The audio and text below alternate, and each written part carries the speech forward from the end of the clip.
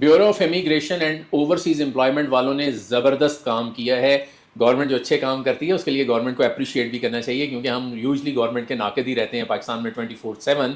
لیکن لوگ رل جاتے تھے پروٹیکٹر کروانے کے لیے. اگر آپ کا پروٹیکٹر جو ہے وہ اسلام آباد سے ہونا ہے اور آپ بیٹھے ہوئے ہیں چکوال میں, آپ کو چکوال سے آنا پڑتا تھا, لائنوں میں لگنا پڑتا تھا, اور پھر کہیں جا کے آپ کا پروٹیکٹر ہوتا تھا.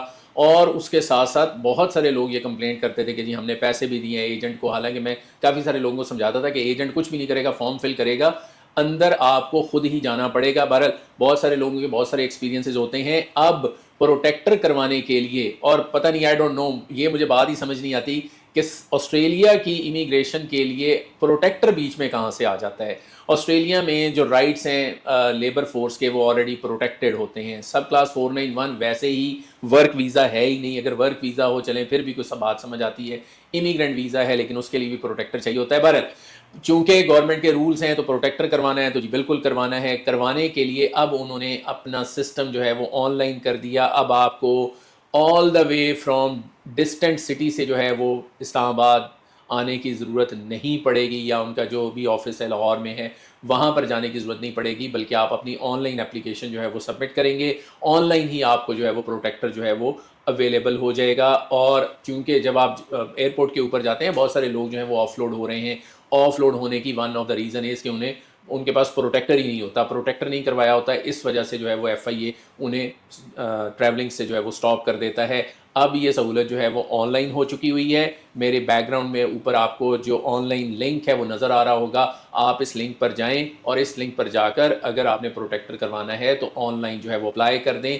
اب آپ کو وہ پرانا مینول سسٹم جو ہے جس میں آپ کو لمبی لمبی قطاروں میں لگنا پڑتا تھا اس کے لیے ضرورت نہیں رہی. So thank you very much to the government of Pakistan کہ انہوں نے یہ ایکشن لیا, لوگوں کے پرابلمس کو انڈرسٹینڈ کیا اور یہ ایکشن لیا.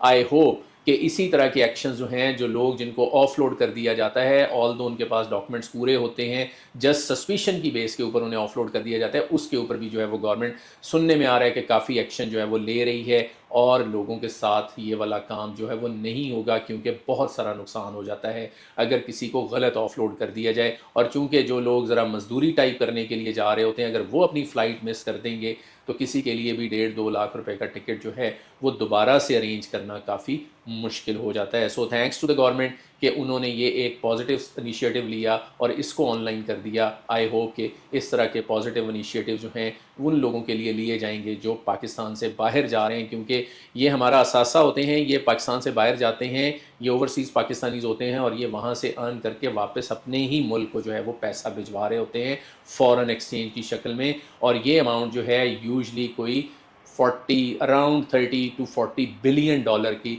ایکول ہوتی ہے, جو ہمارے کرنٹ اکاؤنٹ ڈیفیسٹ کو بہت حد تک میٹ کرنے میں ہیلپ کرتی ہے. Thank you.